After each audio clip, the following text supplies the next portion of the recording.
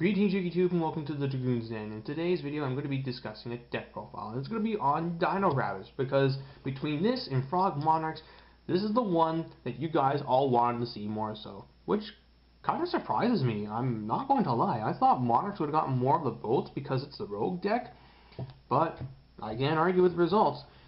And I must say, I find it hilarious how last year Dino Rabbit was pretty much the most expensive deck out there. And now it's one of the cheapest.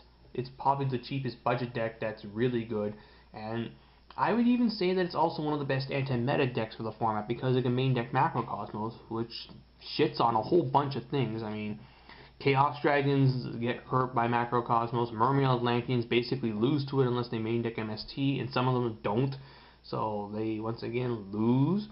And Macrocosmos also shuts down Dark World because you cut them off from their discard effects activating and so on and so on. So I would say like Macro Rabbit is kind of like Skill Drain Heroes of last format, where it can be a really great meta call against the right decks. And right now I'd say this is like one of those instances. If I may be bold, I'm going to say that Dino Rabbit, the macro version, is going to get a top at YCS Seattle. It might even win the whole thing, just because Macrocosmos is just that good of a card. That being said, let's get on to the actual deck profile itself of what I now call Bucky O'Hare.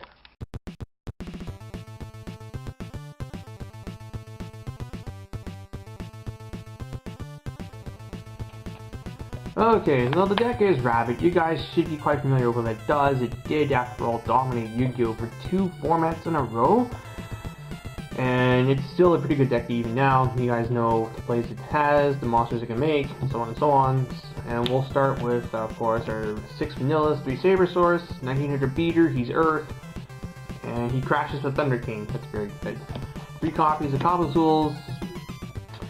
You are going to draw these guys more than you used to now that Rabbit and Tour Guide have been semi-limited, so you got to be able to play around with those times where you open Kabazools, Sabersaurs, a Lance, and a Prison, and such forth.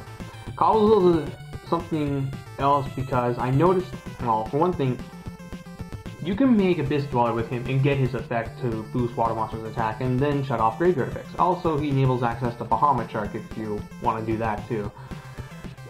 And 1700 is still not that bad. He does let you get over 2400 attack and less monsters with Forbidden Lance, which this deck runs 3 copies of. Then 3 copies of Direct Guaiba. I've noticed small monsters are seeing more play. Guaiba takes advantage of them by just beating over them, and you get another copy out, and you make an evil.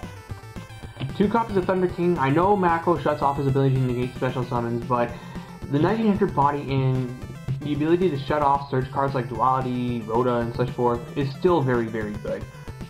Then you got 2 copies of Rescue Rabbit, one of which is called La Fin Salvateur. La Fin Salvateur. My French is terrible.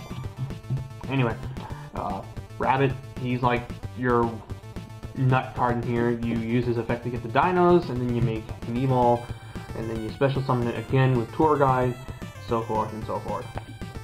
Speaking of which, 2 copies of Tour Guide, and the super rare Tour Guide looks amazing. It's so much better than that common.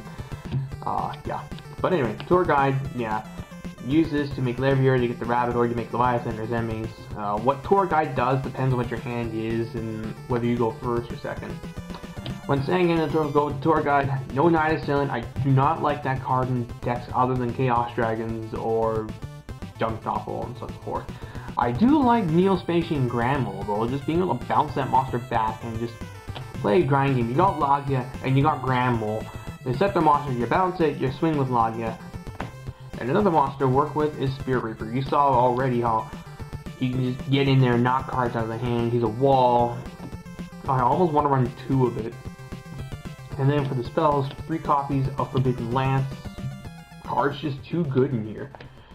2 copies of MST. This is something I may take to 3 when I clear those back row, get your monsters through.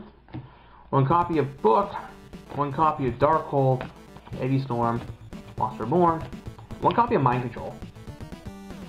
Because I feel that Mind Control is a very good card in here. Just take your Thunder King, overlay with your Kabazools, make Abyss Dweller or a 2500, and so take your level 3, use your Tour Guide that you drew an extra copy of, overlay into Levier, and such forth. And just get problem monsters out of the way and attack for game. And then for the traps, 2 copies of Bottomless Trap Hole, 2 copies of Compulsory Evac Device. The card's just too good. This is probably the best non-limited or semi-limited trap card at the moment because it just does so much. It's kind of like Book of Moon before it got limited. 2 copies of Prison, and 2 copies of Macrocosmos, the linchpin of the deck. Split this up to pretty much shut down graveyard reliant decks. I mean, the card is just absolutely amazing. 2 copies of Solemn Warning, 1 Solemn Judgment, 1 copy of Mirror Force, and 1 copy of Torrential Tribute. I do not like 2 copies of Torrential Tribute in Dino Rabbit. You always have something on the field. Very rarely are you ever going to benefit from like nuking everything unless you're like in a very losing situation. I like the Mirror Force over the second Torrential Tribute because it lets you protect that monster and then go into an Evil Xyz monster. And then for the extra deck, 2 copies of Elvolzar Logia, your walking Solemn, and then 2 copies of Elvolzar Dolka, your walking Herald of Orange Light. Then 1 copy of Utopia Ray, because I'm running Mind Control. 1 copy of Maestro Symphony Din. 1 copy of Gaga Cowboy. You can make this under Gozen match by going Rabbit into 2 Sabersaurs and then making this guy in. He beats over things with 2900 attack and less. 1 copy of Irigashi Verogeist because I don't have a Bestoller yet, so this is just kind of in there. 1 Photon Popular Operative, 1 Acid Golem, Leviathan, Tempo, Levier, Zemiz. So, pretty standard extra deck, just a bit tweaked for Post-Abyss Rising. Yeah, got your 1 Earth and your 1 Water Monster to make for when your opponent plays Gozen match, which Dark Worlds and Mermail's 19s would side deck in on you.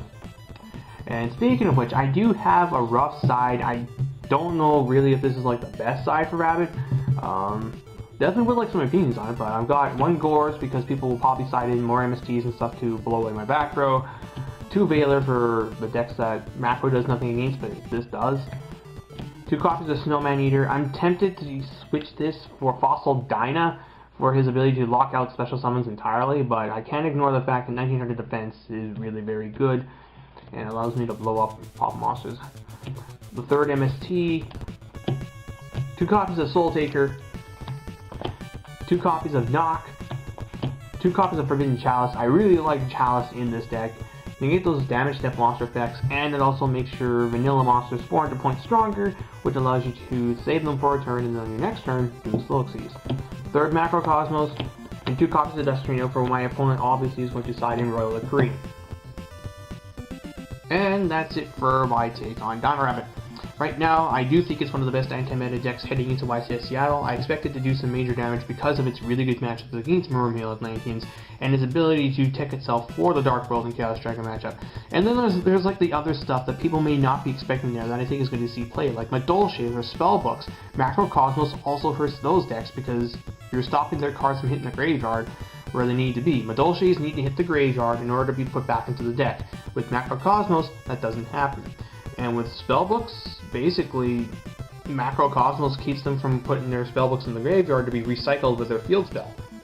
And they don't usually main deck MST, so... Again, this deck is just... I do think it's going to top. It's just that good. That all being said, thank you all for watching until next time, and I guess really now, there's only one thing left to do in this video.